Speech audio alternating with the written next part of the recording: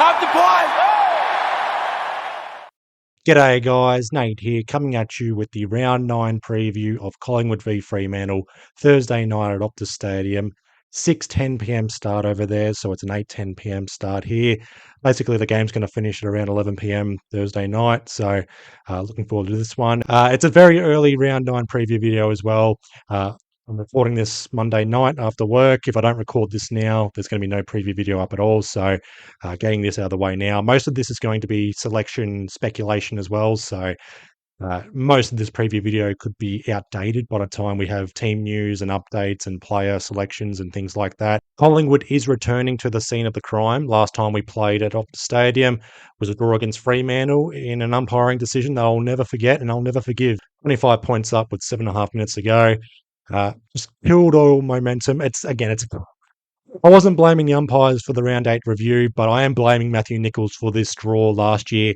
Again, I will never forgive or never forget that umpire for that decision. It's no coincidence as well. That umpire has not umpired a Collingwood game since that moment. So, yeah, it's still. Yeah, I actually had to take a breather just talking about this. But had someone won that game, Collingwood or Fremantle, in retrospect, one of us would have made finals. So, thank you, Matthew Nicholls. Thank you for shit umpiring. And thank you for not umpiring our games anymore, you bald headed. I am waffling on. Sorry, Matthew Nicholls. Sorry for anyone associated to Matthew Nicholls. Sorry to anyone associated umpiring that's copped a barrage of abuse in recent days.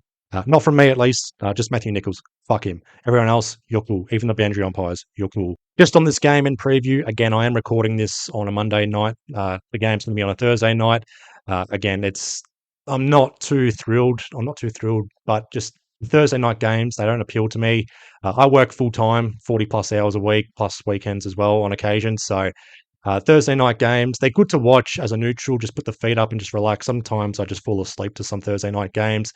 Collingwood being on a Thursday night, though, not so ideal. And also attending a Thursday night game as well, a little bit annoying considering that there is work the next day. I typically associate the opening game of the round to the end of the week or the end of the work week. So for there to be a game here and then there's work the next day, yeah, not ideal for me, but that's just my personal circumstances and personal opinion about it. So I'm waffling on about this, but before I get into the round 9 preview video, make sure you guys are subscribed to my channel, give the video a like, comment, share it, whatever you want to do. Collingwood v Fremantle, Thursday night, start the round.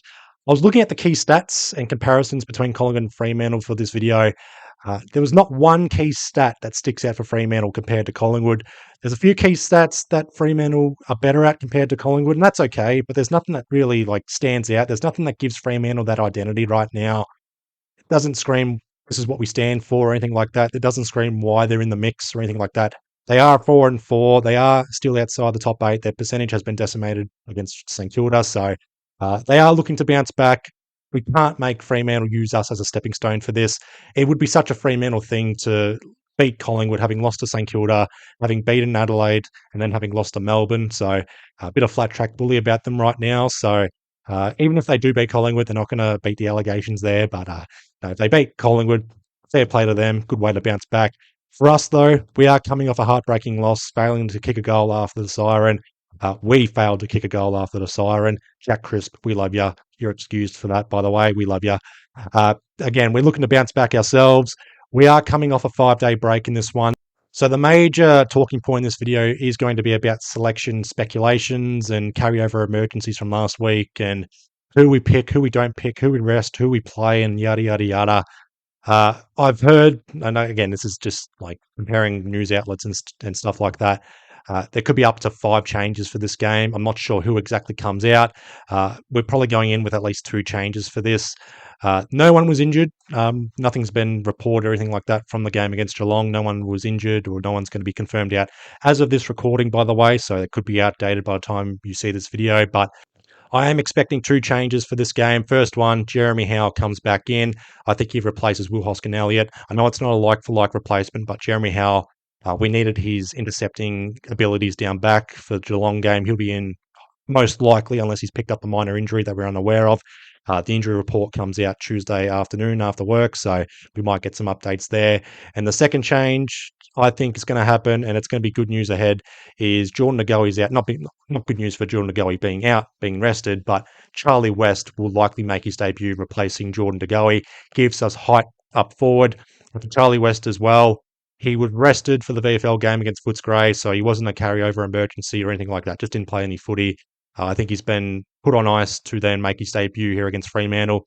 Fremantle's defenders, there's no real lockdown defenders unless you count Draper as that lockdown defender, but everyone else, they all play a very good intercepting role. There's some very good defenders they've got. Alex Pearce, the captain, obviously. Luke Ryan, all Australian capabilities. Brennan Cox, underrated defender. Jordan Clark across half back. So we're going to be able to nullify that. So we're likely going in with a forward line of Brody Myercheck, Tim Membry, Mason Cox. I think we keep Mason Cox and also Charlie West to make his debut. I think Mason Cox will provide that chop out in the ruck as well as extra height up forward and make Freo's defenders think and provide them a headache as well. He wasn't too influential against Geelong. He did kick a goal, had a few disposals, but every time he was pinch hitting in the ruck, he was relatively dominated, and that was where Geelong got their goals from, particularly from centre clearances when Mason Cox was in there. So Mason Cox, I expect him to bounce back. There is the possibility that Braden Maynard could be rested for this one.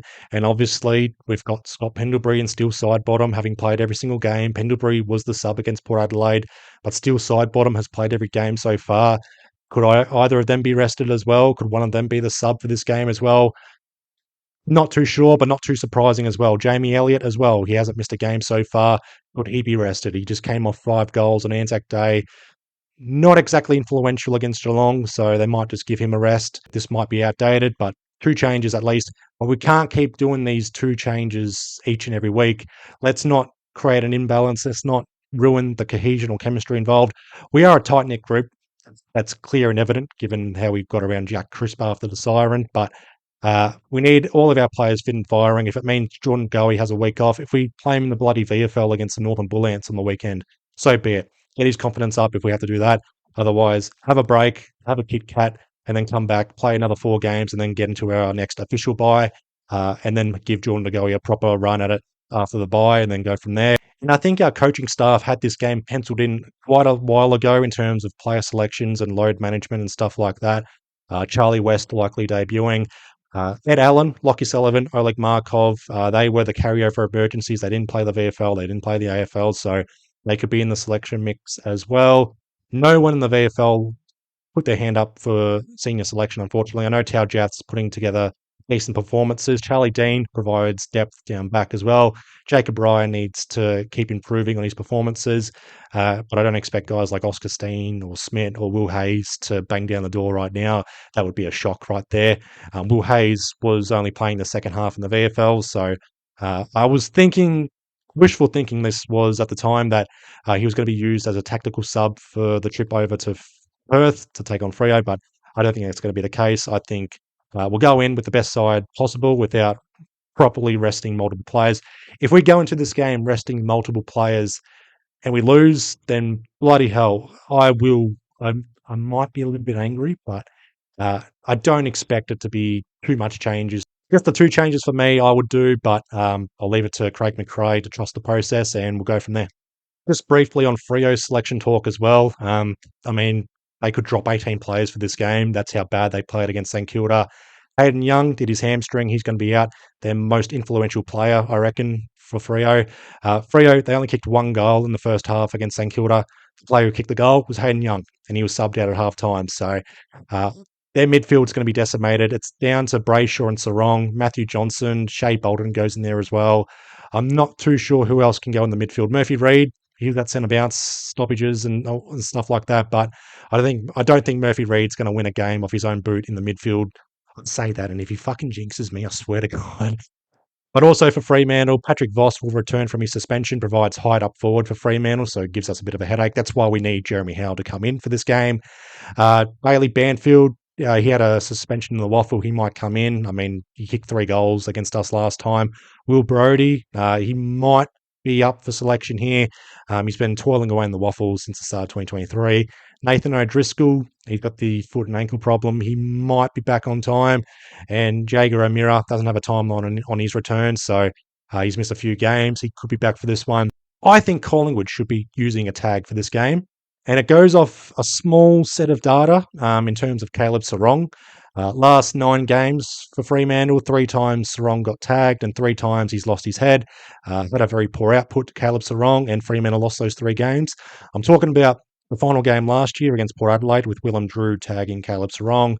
The Sydney loss earlier this year with James Jordan tagging Caleb Sarong. And recently, for the game against St Kilda, it wasn't a hard tag because Sarong was lining up on Jackson McRae.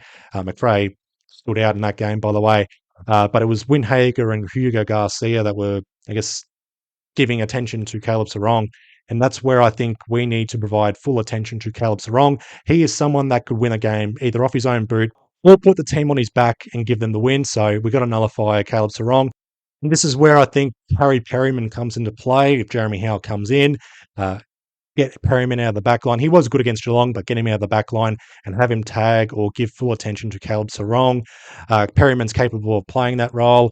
Caleb Sarong, he goes down forward time to time, but he's not really a stay-at-home forward. He doesn't really stand out as a forward type. He's got good goal sense, though, but Perryman should be able to shut down Sarong, which means Brayshaw is going to have to do it on his own if that's the case, unless Matthew Johnson or Shea Bolden has a breakout game in the midfield. In the midfield, that is. Shea Bolden, very good up forward. He needs to lift as well, Shea Bolden, but if Bolden stands out in the midfield, then we could be in a bit of trouble. They've also got Jackson and Darcy up against Cameron. That's why we need Mason Cox to provide a bit of a chop out as well and provide that height as well. It's going to be a little bit worrisome as well. The 5-day break, by the way, that is going to play into Fremantle's hands. There have been 8 teams so far this season who have had a 5-day break.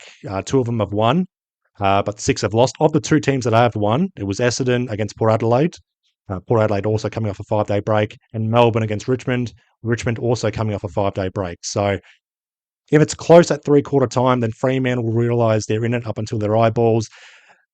Not trauma or anything like that, but bit of doubt could creep into Collingwood if we can't put Fremantle away. However, if we play our game and also execute our set shots and convert and things like that, which will be fine. We'd like to win this game by 3/4 time, but we have to be able to take Fremantle seriously. We are playing over there, but I'd like to get the 4 points and get the fuck out of there. We are the ones that have to bounce back. Let's stay in the top 2. Let's push for a top spot yet again. If we lose this game, we could fall out of the top 4, and we've got a tricky month afterwards. So this game is very important in terms of getting the 4 points and also getting through unscathed and managing our players. That'll be all from me for this round 9 preview of Collingwood v Fremantle, as I'm starting to sweat in my bloody work vest. I do apologise again for no meat to the bone in regards to a full preview of this game. Again, working full-time hours, recording this on a Monday night for a Thursday night game. If it's not recorded now, it won't be recorded at all. Stay with me on this journey. I am building up my channel. I want to be more consistent with my uploads and stuff like that. Give the video a like, subscribe, comment, share it, whatever you want to do. I'll leave you guys to it. Have a good week. Be well. Stay safe. Magpies out.